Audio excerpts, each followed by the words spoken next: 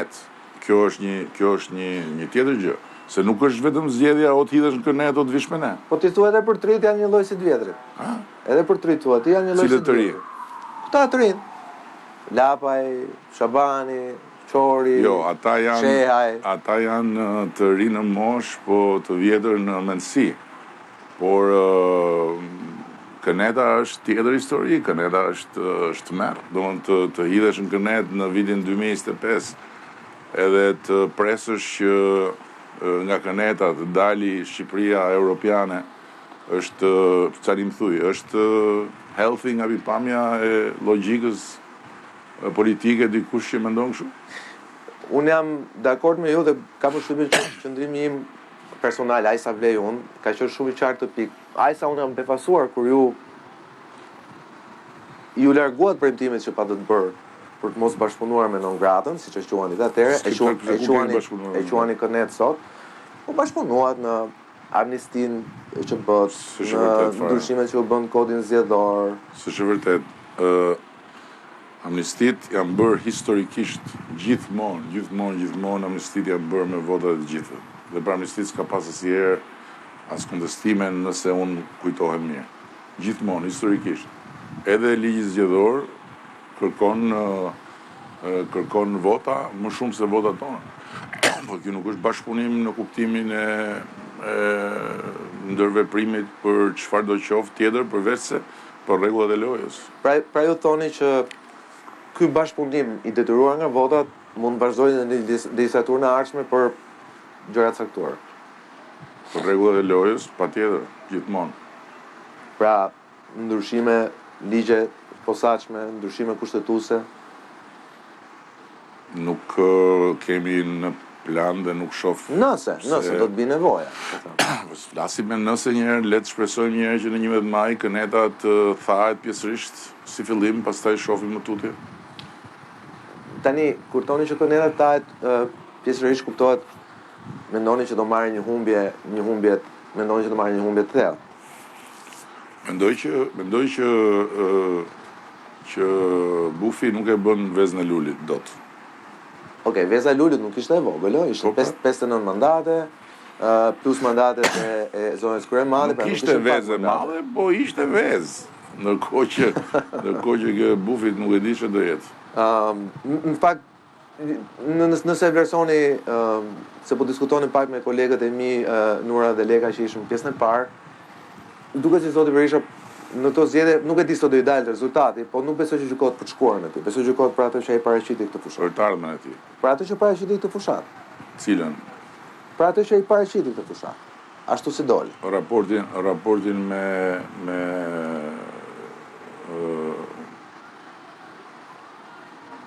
gjuhën e folur shqipe në publik që kush e di se sa kryefjala ngelen rrugëve pa u pasuar nga kallëzuesi i Pra këtë po them dhe unë, pra ai besoj zoti Berisha kësaj radhe do gjykohet për atë që i paraqiti.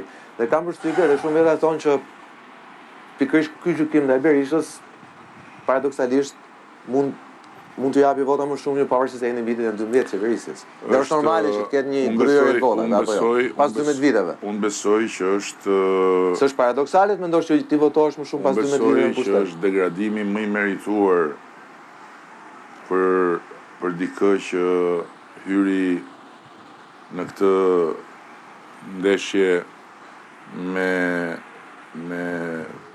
pretendimin që ishte Trumpi dhe po del nga kjo ndeshje me konfirmimin që është Bideni. Në aspektin e karakterit në fushë flasës, se me Bidenin nuk krahasohet as Sanada me ditën.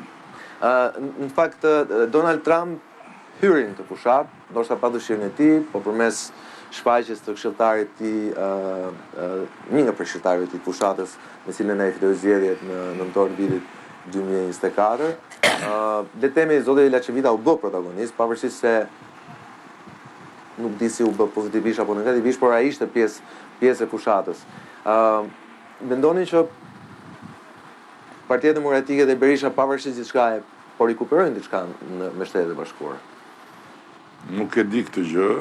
Unë di që këtu nuk bëhet fjalë për një këshilltar të presidentit Trump, këtu bëhet fjalë këshilltar elektoral tash. ku bëhet fjalë për një konsulent, është biznes në vete, që paguhet dhe jep këshillat e tij për një fushat elektorale, për një strategji elektorale. Dhe do ta kisha të vështirë të gjeja se çfarë merite mund të ketë pasur zoti Latif në fitoren e Donald Trumpit, sepse Donald Trumpi është një forcë e natyrës në kuptimin që nuk është punë këshilltarësh, është ai që është fituesi, por di që në fushatën e Bufit, Latifi nuk ishte zoti Lacivita, ishte zoti Latif. Nuk ishte absolutisht asgjë që mund thuash se që nga slogani ishte një vetë Shqipëria madhështore. Një vetë qesharakzim Shqipëria madhështore. Megjithatë, Shtetet e Bashkuara kanë mbajtur një distancë të qartë nga procesi zgjedhor, ndryshe nga 2021-shi, ndryshe nga 2017-a, ndryshe nga 2011-a, nëse doni të referohemi, ku temi ambasadori atëhershëm mbajti një qëndrim që u duk qartasin në favor të Lulzim Bashës. Si e keni temi për përcjellë, si e keni përjetuar? Fakti që Shtetet e Bashkuara kësaj radhe kanë qenë distant nga pala. Nuk ka lidhje me ne kjo është e përgjithshme. Ata janë në një moment ri, si thosh, risetimi, edhe është fare normale në këtë moment risetimi që mos jenë fare prezent në mënyrën që si kanë qenë përpara, dhe nuk besoj se kanë qenë më prezent në mënyrën si kanë qenë përpara, të paktën me këtë administratë. Ju shqetëson kjo, pasi temi politikanë shqiptarë mësuar gjithmonë ta kenë një sy dhe një mendje një vesh nga Washington. Unë mendoj që ky ka qenë një nga defektet e mëdha dhe një nga tmetat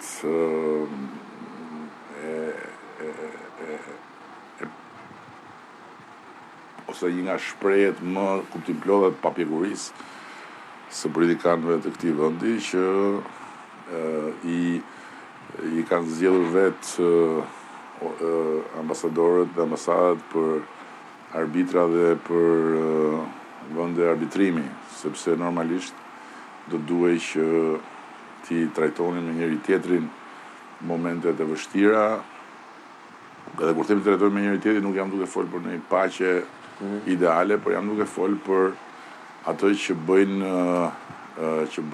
generalet dhe kur janë në fushën e luftës dhe ushtrit e tyre janë duke u vrarë me njëra tjetrën, në momentet caktuara komunikojnë edhe marrin vendimet përbashkëta që kanë bëjnë me një moment apo me një moment tjetër, dhe nuk mundet dot që në një vend të shkohet edhe të lihet gjithë logoreja e politikës brendshme në ambasadë. Okej, ta respektojmë pak. Po, patjetër. Zami?